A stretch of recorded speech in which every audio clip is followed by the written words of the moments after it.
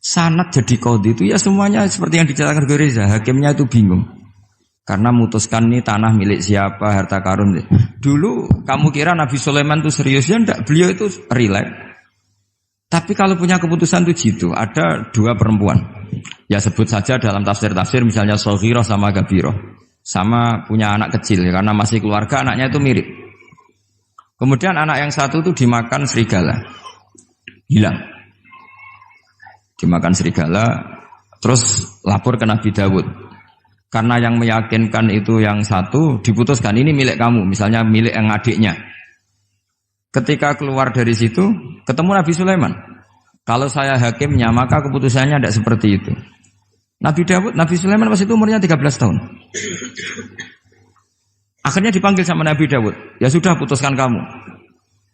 Nabi Sulaiman ngambil pedang atau pisau. Ya sudah tak bagi dua. Nanti separuhan kata. Jadi Nabi Sulaiman itu ya suka humor. Masa anak mau dibagi dua nanti separuhan. Terus yang histeris nangis itu yang besar, yang mbaknya. Yang kecil tenang-tenang saja. Akhirnya sama Nabi Sulaiman diputuskan dikasihkan yang nangis histeris. Ditanya sama yang kecil, kenapa kamu putuskan milik mbak saya?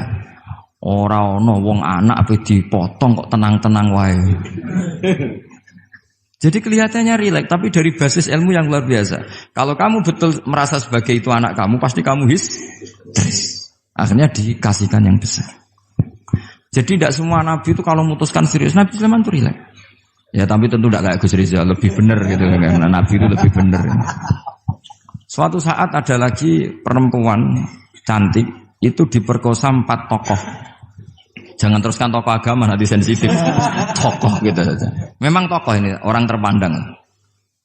Setelah hamil, si 4 orang tersangka ini bilang bahwa yang menghamil itu anjing. Karena zaman itu zaman yang mungkin diktatorial ya. Ya sudah diam gitu saja. Singkat cerita dilaporkan ke Nabi Dawud bahwa ada peristiwa gini-gini terduga adalah anjing. Nabi Dawud ya tenang saja, enggak ngerespon. Karena biasalah wali itu kan tukang husnudzon. Nabi Dawud itu gayanya Nabi, gaya ala wali. Jadi gampang husnudzon. Kalau Nabi Sulaiman enggak. Jadi sistem reskrim itu harus matur nuwun sama Nabi Sulaiman. Orang 4 ini dipanggil. Manggilnya satu-satu. Kamu tahu kalau itu yang merkosa anjing? Ya, tahu saya.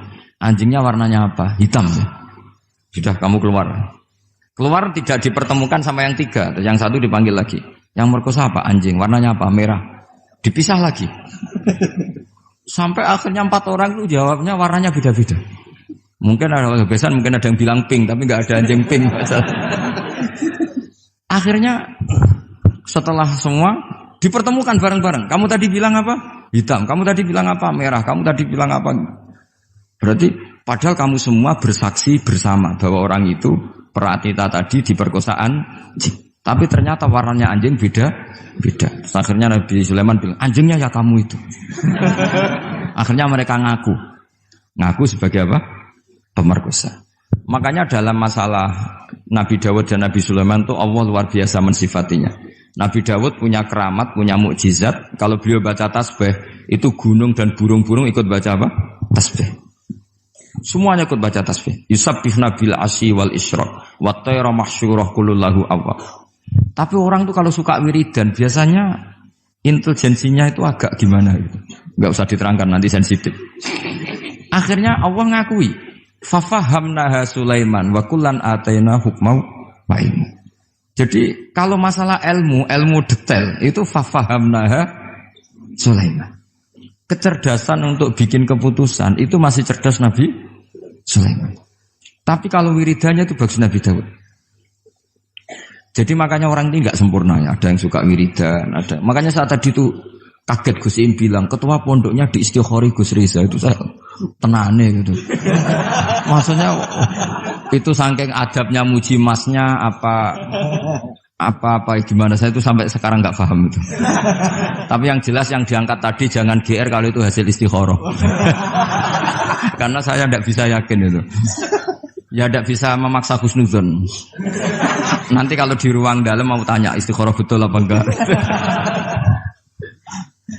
Tapi yang jelas tadi Nah, kita ini alhamdulillah guru-guru kita itu wiridane yo jalan dan alhamdulillah santri-santri kalau kiainya wiridan ya bubar separuh itu bagus. Saya bukan mengajarkan tapi itu bagus. Kata di jagungan sama Gus Iim, pantangannya ahlul ilmi adalah tidak boleh melakukan ijabu malam yajib, mewajibkan sesuatu yang tidak wajib. Saya itu mondok sarang tuh lama sekali. Itu Mbah Mun yang imami, itu yang bubar ya separuh lebih. Mbah Mun ya senyum-senyum saja. Ketika ada kiai tanya, "Mbah, kok boten jenengan boten wajib no wiridan?" Ora oleh ijabu malam yajib, mewajibkan sesuatu yang tidak wajib. Nah, santri-santri tahu kalau itu tidak wajib. Wah, hilang. Oh iya, pimpinannya.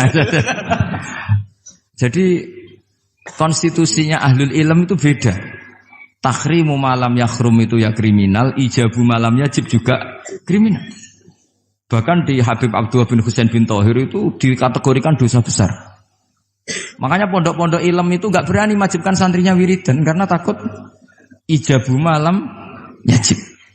Akhirnya keterusan, bersolat langsung ngopi, bualenin. Kadang rokoknya orang dipateni, bersolat salam langsung. Eling rokoknya. Jadi kita ini sengawur-ngawur kita karena sebagai ahlul ilm itu masih benar. Ngawur saja benar, apalagi pas benar. Karena memang sanad ya, saya ulang lagi. Sanad ahlul ilmi itu beda, khas. Sehingga kadang orang-orang yang di luaran sana, jangan bilang kubu sebelah, pokoknya di luaran sana, nanti jadi sensitif. Saya itu pernah ditanya satu pertanyaan sangat ekstrim. Ini karena ada paman saya nanti tak mintakan jawab. Itu sangat sensitif. Yaitu orang-orang kota pernah tanya saya, Pak Bahak, kenapa ada hadis mangqala la ilaha illallah dakhalal jannah wa in zana wa in sarqa. Itu kan ekstrim. Kok kayak Islam itu membolehkan zina? Karena yang pernah zina pun asal melafadzkan la ilaha illallah pasti dakhalal jannah. Saya kebetulan pas itu ya kok pas pinter Gus Riza. Jadi ya bisa jawab. Terus saya bilang gini, justru saya bilang hadis itu menunjukkan satu kaidah ilmiah yang luar biasa, yaitu kebenaran yang absolut itu tidak boleh terganggu oleh perilaku sosial. Misalnya saya ditanya 1 tambah 1, pasti tak jawab 2. Lonte ya jawab 2, maling ya jawab 2, koruptor ya jawab 2. Karena kebenaran absolut itu tidak boleh diganggu oleh status sosial. Sehingga orang yang pernah zina pun melafatkan 1 tambah 1 2 ya sah. Yang ketua wali juga sah, wali biasa ya sah, setengah wali juga sah. Karena kebenaran absolut adalah kebenaran yang siapapun pasti mengatakan demikian. Yang ketangkap KPK ya bilang 1 tambah 1 2, KPK-nya bilang 1 tambah 1. Nah, eksistensi bahwa Allah sebagai Tuhan itu eksistensi yang absolut. Sehingga harus sah meskipun dikatakan orang yang pernah zina. Akhirnya saking keramatnya Gus, terus nganggep pulau guru nih. Terus ngaji sama saya. Sampai sekarang. Nah saya berharap produk-produk Al-Makhrusiyah itu sampai seperti itu. Jadi ada saat di mana kita maknani wa in zana ini bukan urusan melegalkan zina atau menganggap biasa zina, enggak. Tentu zina itu sangat buruk. Innahu kana fahisyah wa sa'a sabila, buruk sekali. Tapi ada konteks di mana absolutisme kebenaran itu tidak bersyarat apapun.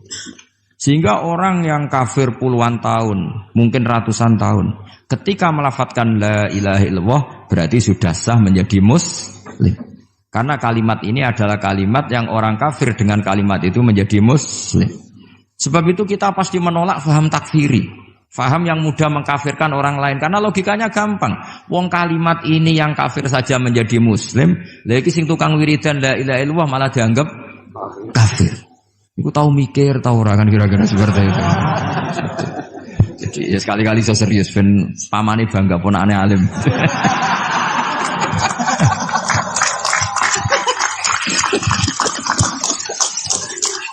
Jadi saya terpaksa ngetokno alim saya ben paman bangga gitu. Ponakanku ya alim pemenah pamane. Jadi ini rileks ya. Jadi saya mohon sekali pemahaman hadis itu harus komprehensif, harus utuh. Sehingga zaman itu bukan sekedar kita. Abu Dzar itu sahabat yang khusyuk itu ya protes. Yang benar ya Rasulullah, masa wa in zana wa in saraq. Diulang lagi. Yang benar ya Rasulullah. Sampai Nabi mengatakan 3 kali. Lama-lama Nabi sampai agak keras nadanya. Ngendikan ala rohmi anfi Abi Dzar. Oh dasar wong grumbung kandhani ra ngandel gitu. Karena Abu Dzar itu orang khusyuk. Beliau tidak siap kalau orang yang pernah salah seperti itu kemudian tetap dakhalal jannah atau sah melafadzkan la ilaha illallah. Tapi dengan penjelasan ilmiah yang saya utarakan tadi, itu memang ini bukan masalah pelegalan zina atau nganggap zina biasa enggak, tapi masalah absolutisme kebenaran itu akan diakui oleh siapapun dan pihak manapun dan akan sah dari siapapun. Sehingga orang yang kafaratu la umrih, dia kafir tula umrih, 80 tahun dia kafir. Kemudian pas mau mati melafadzkan la ilaha illallah Muhammadur Rasulullah, tetap sebagai berstatus mukmin. Qul lil ladzina kafaru iyantahu yughfar lahum ma qad salaf. Katakan kepada orang kafir sekali dia menghentikan kekafirannya dengan talaffuz di kalimat syahadah, maka otomatis menjadi muslim. Lah soal nanti masuk surga ya bisa kapan-kapan kan? Allah tidak bilang harus sekarang kan? Ya nunggu kita duluan kira-kira. Nak bejo itu. Tapi saya berkali-kali ngaji sudah orang Islam tuh yang senang. Kita ini sudah dikasih kunci surga, miftahul jannah la ilaha illallah. Kamu harusnya enggak bisa masuk neraka. Kamu enggak pegang kuncinya kok kamu mau masuk itu gimana? Tapi ada teman saya bilang, "Neraka ora ono pintune, Gus, langsung." Lah kalau kamu pikiran gitu semoga ke situ kayak bilang gitu. Jadi makanya kamu yang pede saja. Umumnya orang itu kunci itu rahasia. Ini sudah dikasih tahu sama Kanjeng Nabi, yaitu miftahul jannah la ilaha illallah. Sudah punya kuncinya. Alamatnya juga sudah jelas. Alamatnya itu ya sakho. Karena kalau as-sakhiyu qaribun minallah, qaribun minal jannah. Kalau sampean kepengin tahu alamat neraka, ya bakhil tadi. Itu qaribun minannar. Jadi kalau kamu tanya alamat neraka di mana Gus? Kalau kamu medit, pikir, ya itu dekat-dekat situ. Itu neraka. Nah saya enggak di dekat-dekat situ, makanya saya enggak tahu neraka di mana saya tahu. Jadi saya mohon sekali, di balik saya sering guyon sama Gus Riza Gus Siim, kita ini membawa sanad yang berat. Karena di sini ada zuriatnya Kiai Makhrus, ada zuriatnya leluhur saya. Harus zuriatam ba'duha mim. Jangan sampai buyut-buyut kita yang sudah meninggal statusnya rubah karena ulah para cucunya. Kayak yang dialami tadi Yahuda bin Yakub bin Ishak bin Ibrahim. Nah kita tidak pernah tahu Yahuda itu apakah agama, apa marga. Itu masih jadi perdebatan.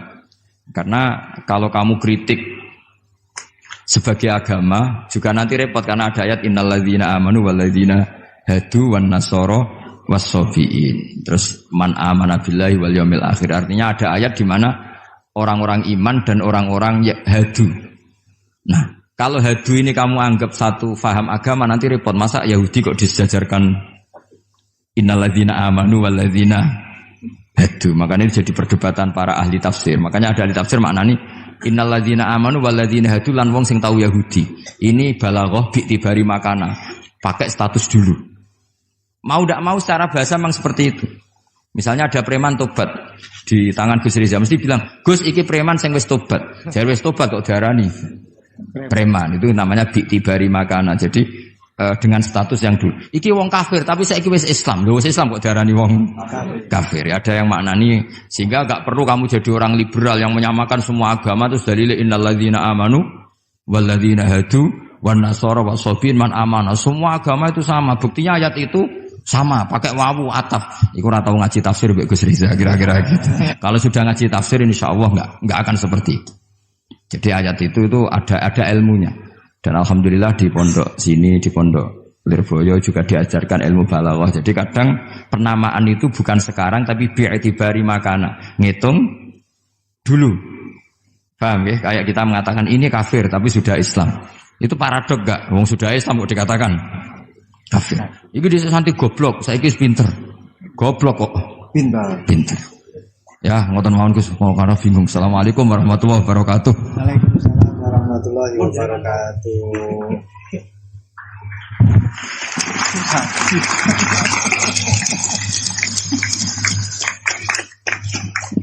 Matur suwun dateng ponakan kawula ingkang kawula mulyakaken. Saya disuruh meneruskan oleh beliau. Saya nanti kalau meneruskan apa yang didawuhkan oleh beliau, khawatir terbukti apa yang beliau dawuhkan. Ketok ponakane pinter apa meneh pamane itu. Dan saya ikut kaidah beliau harus tawadhu. Jadi saya sebaiknya ya seperti tadi yang saya sampaikan, aku mundur alon-alon. Ada yang menarik dari beliau itu tadi terusan daripada ayat yang beliau sampaikan, walakin kana hanifan muslimau wa ma kana minal musyrikin. Ini yang kemudian menjadi jalan tengah antara perdebatan di antara apakah Ibrahim itu Yahudi ataupun Nasrani. Jawabannya adalah hanifan muslimau wa ma kana minal musyrikin. Ikut pada jalan yang lurus. Maka dari itu tadi pun juga beliau sudah memberikan arahan kepada kita, ikut pada jalan yang lurus, jalan yang telah diarahkan, yang telah diberikan oleh para sesepuh kita. Jadi sebenarnya ayat-ayat yang telah beliau sampaikan dan juga penafsirannya itu tadi sudah cukup. Kalian kalau mau mencari sesuatu, jawabannya itu ada di dalam Al-Quran semuanya. Dulu itu ada satu kisah yang disampaikan oleh Dr. Ali Toharoyan. Di dalam satu kitab tafsir Ayatul Ahkam yang beliau karang, Dr. Ali Toharoyan ini adalah salah satu guru besar di Al-Azhar. Beliau mengisahkan ada seorang yang fanatik sekali dengan Al-Quran. Itu memang sudah menjadi keharusan kita, fanatik terhadap Al-Quran. Tapi ini fanatiknya luar biasa. Seorang pembuat roti, beliau fanatiknya kepada Al-Quran ini luar biasa. Setiap kali ditanya oleh orang, apakah Al-Quran ini menerangkan tentang bagaimana caranya kita memasak? Ada jawabannya di dalam Al-Quran. Apakah di dalam Al-Quran itu ada caranya kita main sepak bola? Ada jawabannya, semua di dalam Al-Quran. Ma faratna fil kitabi min syai'. Fassalnahu tafsila. Semuanya sudah dijelaskan oleh Allah. Allah di dalam Al-Quran menjelaskan semuanya secara rinci malahan. Suatu ketika orang ini ditanya oleh salah satu tamunya, Anda yang fanatik terhadap Al-Quran? Iya, saya fanatik dan kita wajib fanatik terhadap Al-Quran. Sekarang saya ingin tahu jawabannya. Dari satu pertanyaan, apakah Al-Quran itu menjelaskan bagaimana caranya membuat roti? Anda kan sebagai pembuat roti, Anda sebagai tukang roti. Saya ingin ayatnya apa di dalam Al-Quran, bagaimana caranya membuat roti. Si tukang roti ini secara refleks langsung menjawab, ada. Ayatnya apa? Fas'alu ahla dzikri in kuntum la ta'lamun. Kalau tidak tahu, tanyalah kepada yang tahu. Jadi kalian kalau tidak tahu, tanyalah kepada Gus Baha. Itu yang wajib menjawab pun juga sebenarnya Gus Baha. Wal afu minkum. Assalamualaikum warahmatullahi wabarakatuh.